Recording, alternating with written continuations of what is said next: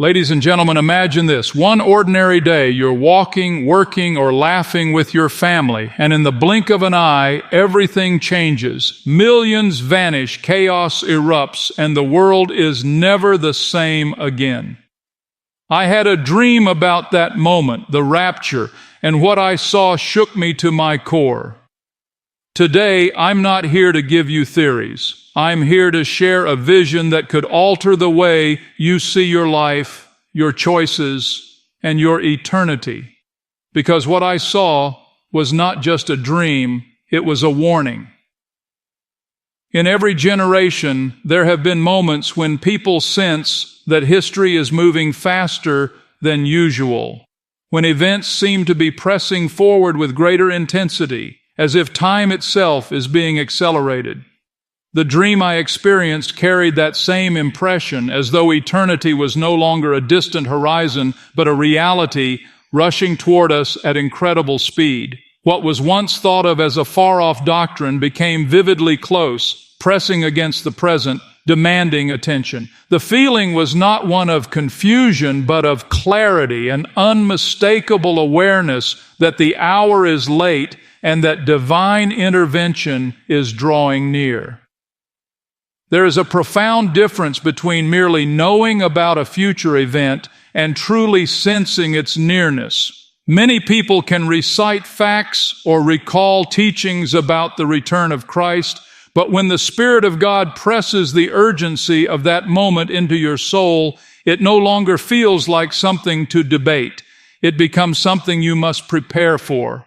The dream was not a vague impression, but a startling reminder that what has been promised is on the very edge of fulfillment.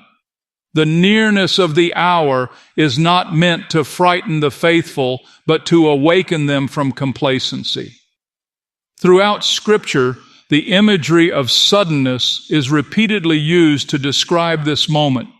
It is likened to lightning that flashes across the sky, to a thief who arrives when no one expects, and to a trumpet blast that shatters the silence. The dream reflected that same truth. Everything changed instantly. There was no pause, no warning, no time to gather belongings or reconsider choices. In one moment, the world was as it had always been, and in the very next, nothing would ever be the same again. That instant transformation is what makes the nearness of this hour so sobering, because there will be no opportunity for second chances once it begins.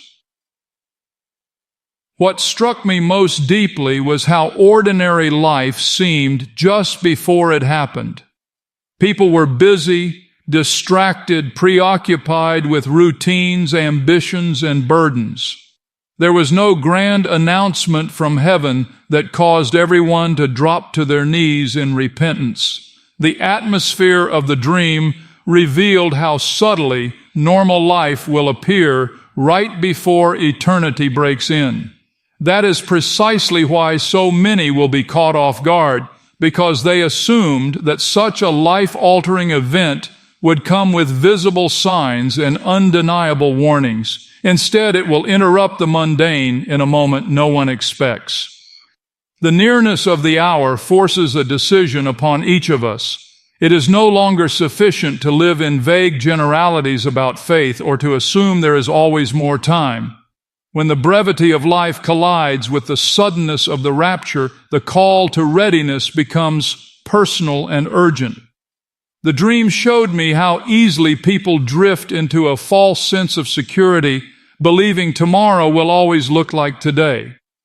Yet tomorrow, in a single instant, may be unlike any day the world has ever known. That reality should stir hearts to prepare, to examine where their hope truly rests. One of the most powerful impressions was how quickly peace turned to chaos for those unprepared. In the blink of an eye, what was once stable collapsed, and the structures people trusted could no longer hold. This was not simply the loss of control. It was the realization that control had never truly belonged to humanity in the first place. The sense of urgency in the dream was not rooted in fear, but in a holy recognition that life cannot be anchored to what is temporary. Only what is eternal will endure. That truth makes the nearness of the hour both a warning and a comfort, depending on where one stands. The dream also impressed upon me how vital it is to remain watchful. There is a difference between waiting passively and living in watchful expectation. Waiting can lull people into complacency, while watchfulness keeps the heart alert, the soul anchored, and the life prepared. The nearness of the hour calls for more than intellectual agreement. It calls for alignment of heart and action.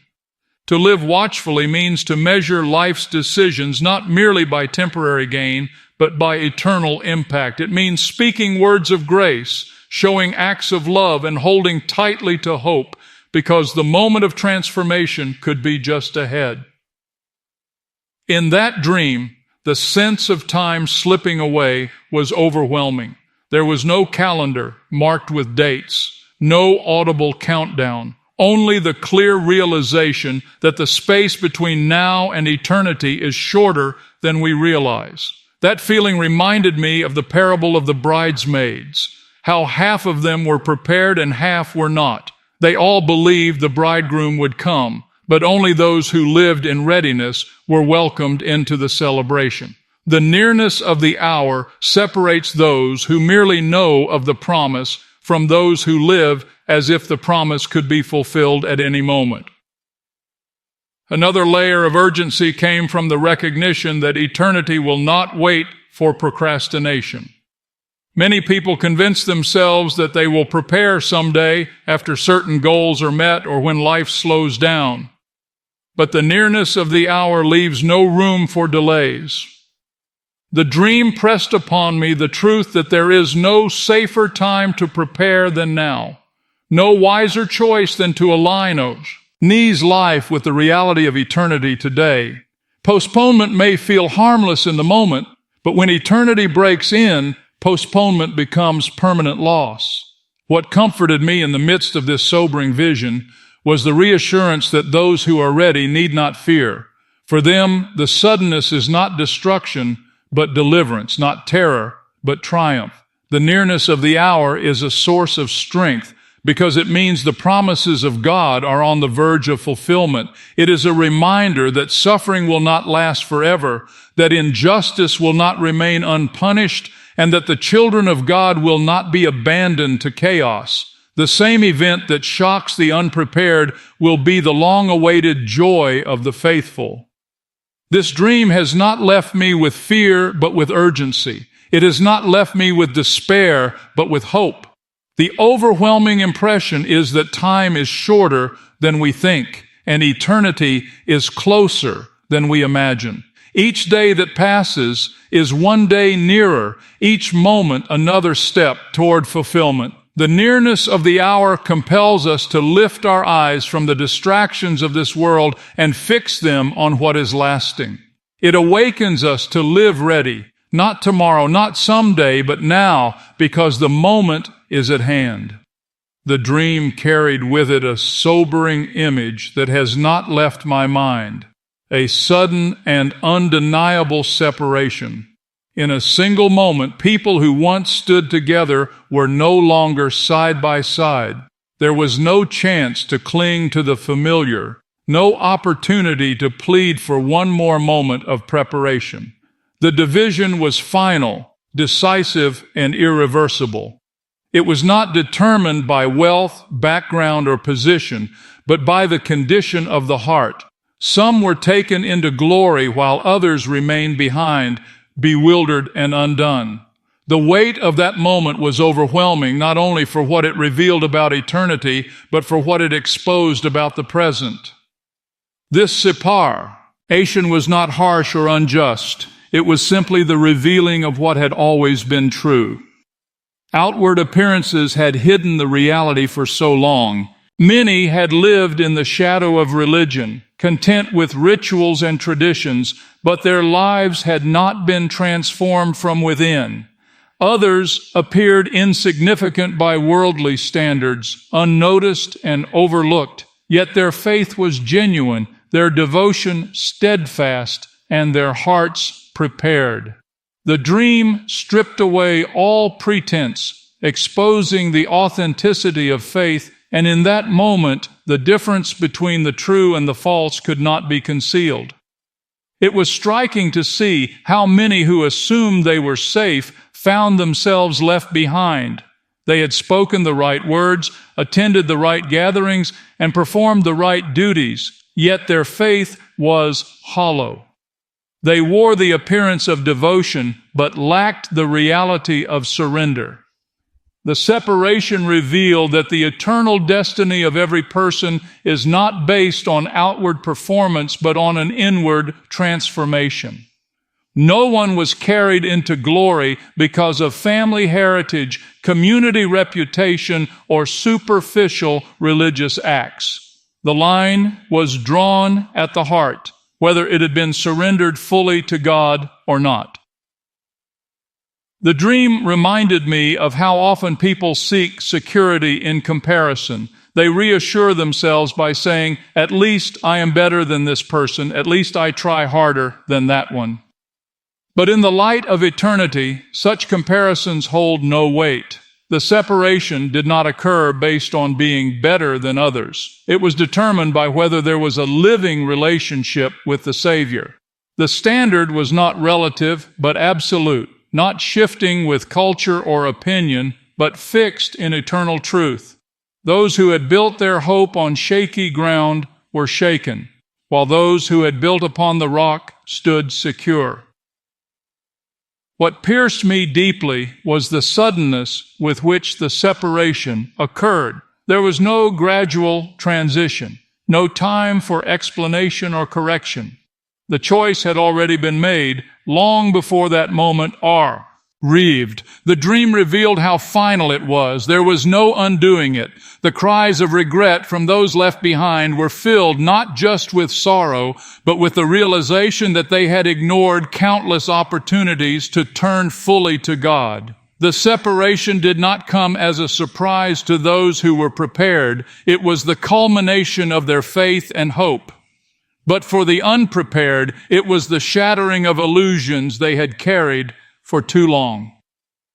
It is a sobering reality that many live content with surface-level spirituality. They may know the words of Scripture, but not the power of transformation. They may attend worship, but never bow their hearts in surrender. They may serve with their hands, but withhold their trust. The dream made it clear that such half-heartedness cannot stand when eternity breaks in. The separation was not between the religious and the irreligious, but between those who were truly redeemed and those who were not. That reality pierced through the false comforts that people so often hide behind. What struck me further was how unnoticed the difference appeared beforehand. From the outside, people seemed alike, working, living, even worshiping together. Yet inwardly, there was a gulf between them that only eternity could reveal. The dream pulled back the veil, showing that what is unseen now will be made visible then. It underscored the truth that God does not look at appearances, but at the heart. And when that hour comes, the reality of the heart is all that will matter. This separation also revealed the danger of delay. Many had intended to take faith seriously someday, but someday never came. They postponed surrender, thinking they had more time, and when the moment arrived, they were unprepared. The dream gave a vivid picture of how dangerous it is to live with indecision, to hover on the edge of commitment, but never fully step across the line. His separation was swift, and there was no opportunity to reconsider once it occurred. Delay, which felt harmless in the moment, became disastrous when eternity arrived. There was also a deep sense of sorrow for those left behind, not because they were overlooked, but because they had ignored what had been offered so freely. The tragedy was not in being unloved, but in rejecting love. The separation revealed not an act of cruelty, but the consequence of choice. For those who had rejected grace, that moment was the confirmation of their decision. For those who had embraced it, it was the fulfillment of their hope. The dream pressed upon me that the separation was not only a future reality, but also a present call to self-examination. It is not enough to merely assume one is ready. It is not enough to rest in outward signs of spirituality. The question must be asked, is my faith genuine? Has my heart been surrendered? Am I living in readiness, or am I content with appearances? The separation revealed that eternity will answer those questions with clarity, but by then the answers cannot be changed. Now is the time to ensure that faith is real, that surrender is complete, and that hope is anchored where it cannot be shaken. Though sobering, the dream was also filled with clarity and mercy. The separation was not shown to instill fear, but to awaken urgency. It was a warning not to settle for surface faith, not to drift into complacency, and not to assume there will always be another day. It revealed the seriousness of eternity and the necessity of preparation. The line between true and false cannot be blurred forever. The moment will come when it is permanently drawn. The dream pressed that reality into my heart, urging me to see beyond the surface and recognize the eternal difference that only genuine faith makes. In the midst of the dream, though there was an undeniable sense of urgency and a sobering awareness of the separation that took place, there was also something else, an overwhelming sense of hope. It was not the dread of judgment that lingered most powerfully, but the comfort of a promise that had been given long before. What unfolded in that vision was not just a warning of what will happen to those unprepared, but a vivid reminder of the peace and assurance that belongs to those who are ready.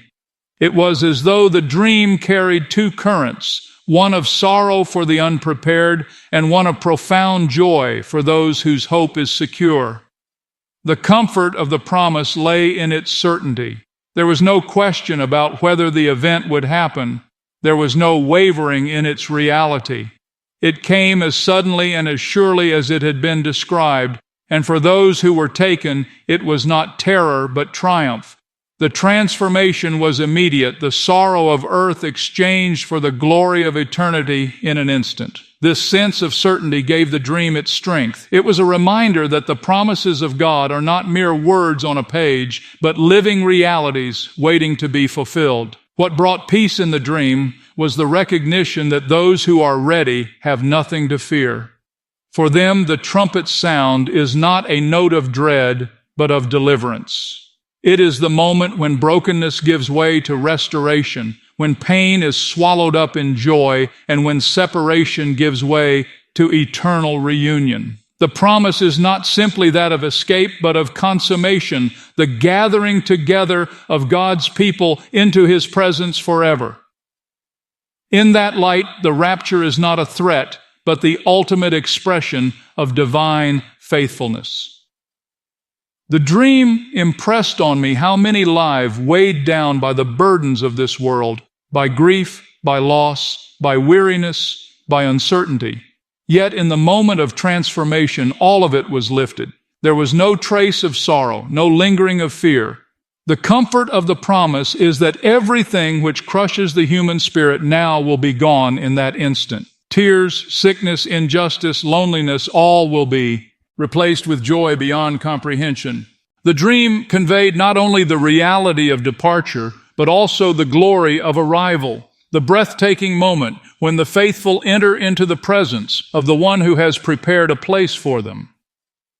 The comfort was also in the assurance that the redeemed are not destined for wrath. This world trembles under the weight of judgment, and it is clear that darker days are coming. But the dream highlighted the reality that those who belong to God are not left to endure what has been reserved for a rebellious world. Instead, they are lifted out before the storm breaks in its full fury. The promise of deliverance is not a small comfort. It is a reminder of mercy, that the faithful will be spared from the devastation that will unfold upon those who reject the truth. Even more, the dream revealed the beauty of reunion. Those who have grieved the loss of loved ones in the faith will see them again. The comfort of the promise is not only in deliverance from wrath, but in restoration with those who have gone before. The image of families reuniting, of friends embracing again, of saints from every generation being gathered together was powerful. This was not a fleeting comfort, but a permanent reality that eternity guarantees. The dream carried with it the sound of joy, the sight of faces lit with recognition, and the overwhelming feeling that no separation will ever occur again. The promise also carried a sense of victory. For too long, it seems as if evil has the upper hand, as if darkness overshadows light, as if injustice continues without consequence. Yet the dream reminded me that this is not the final word. The comfort of the promise is that the faithful are not abandoned in a broken world forever. There is a moment coming when all wrongs will be made right, when truth will reign, and when the faithful will reign with him. That victory is certain, and the dream captured the PT. Ace of knowing that history is not spiraling out of control, it is moving toward fulfillment. The comfort of the promise is also deeply personal.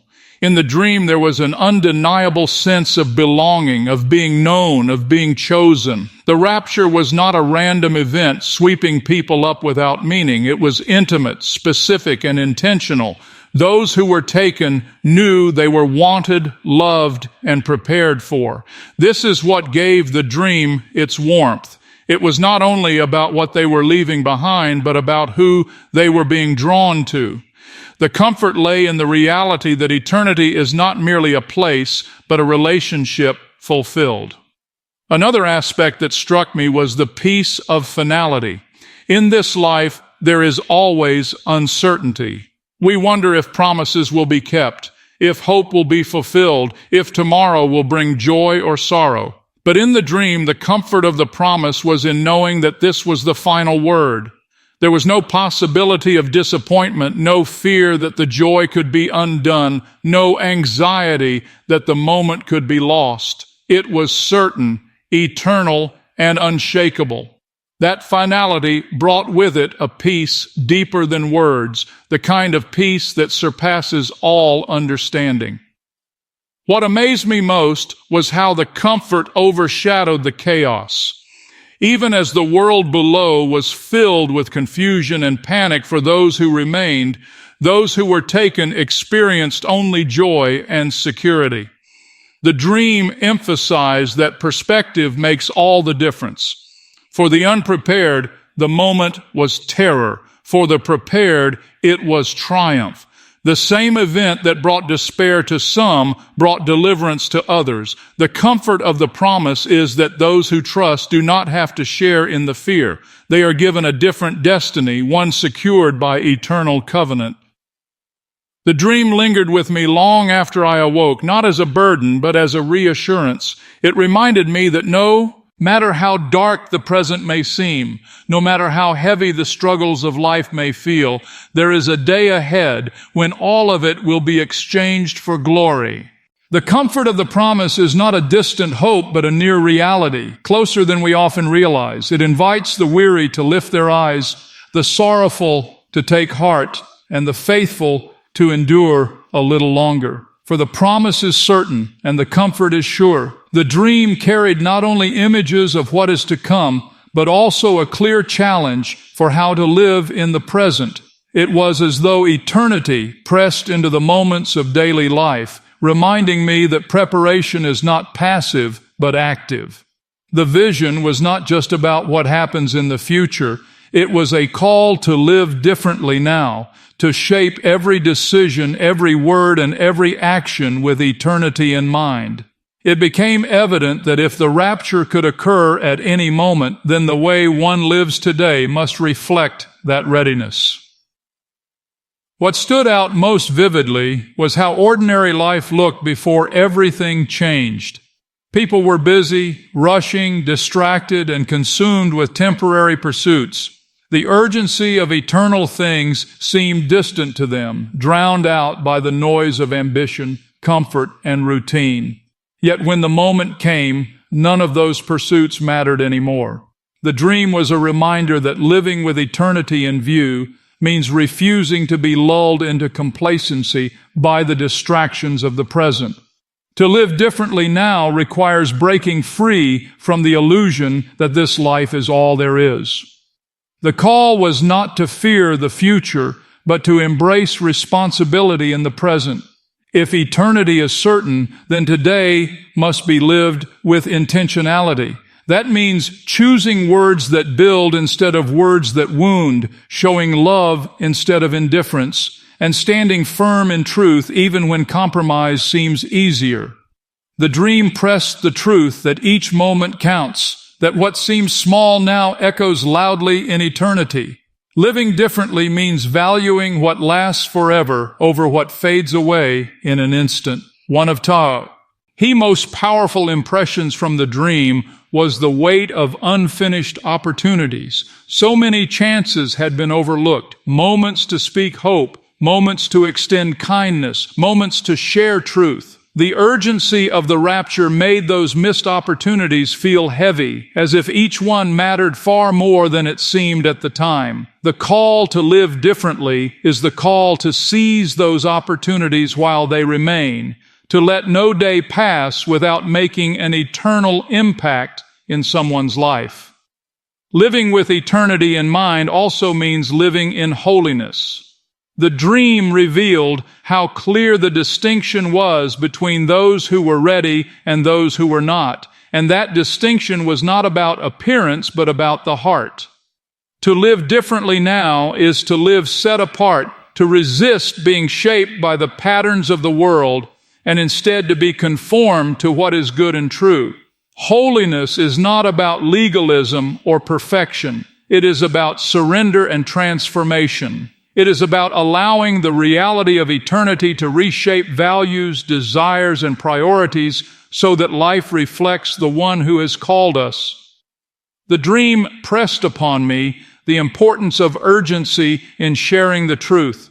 If the moment can come without warning, then silence is not an option. There are countless people living unaware of what lies ahead, content with shallow distractions, never realizing how close eternity is. To live differently now is to be bold in compassion, courageous in witness, and unashamed of truth. It means caring enough to speak even when the message is unpopular, and loving enough to reach out even when the effort is costly. There was also a strong sense in the dream of stewardship. The time, talents, and resources entrusted to each person are not meant to be wasted on selfish pursuits, but to be invested in what advances eternal purposes. Living differently now means using what has been given for something. Greater than personal comfort. Every gift, every opportunity, and every resource is a trust. And the dream underscored how accountability is certain. The question will not be how much was accumulated, but how faithfully what was given was used. The dream also revealed how quickly excuses crumble when eternity arrives. Many had lived with the assumption that there would always be more time to change, more time to commit, more time to do what mattered. But when the moment came, excuses dissolved instantly, replaced with regret. Living differently now means refusing to put off what should be done today. It is a call to act with urgency, to align priorities with eternity without delay, because the window of opportunity is not endless. Another striking impression was the sense of peace among those who were prepared. Their lives had not been perfect, but they had been surrendered. They lived with the awareness that their choices mattered, and they sought to walk faithfully even when the world was distracted. The peace they carried was not found in avoiding difficulty, but in knowing they were ready.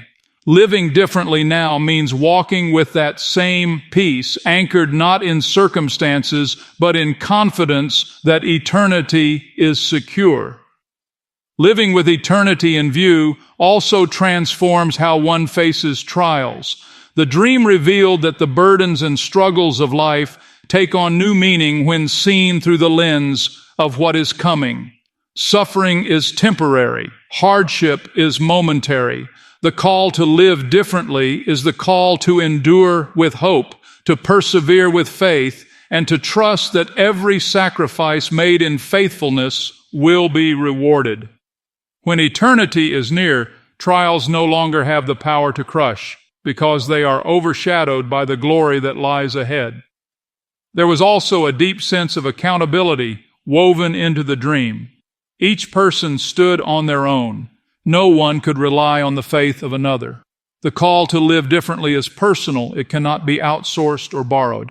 It is about cultivating a faith that is genuine and alive, a relationship that is real and transformative. It is about taking responsibility for one's own soul and not assuming that association or tradition is enough.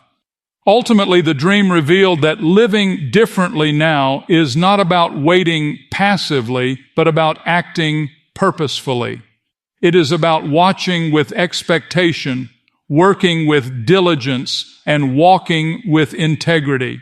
It is about living every day as if it could be the last before eternity breaks in, not with dread, but with anticipation. To live differently is to live ready, to live faithful, and to live in such a way that when the moment comes, there will be no regret, only joy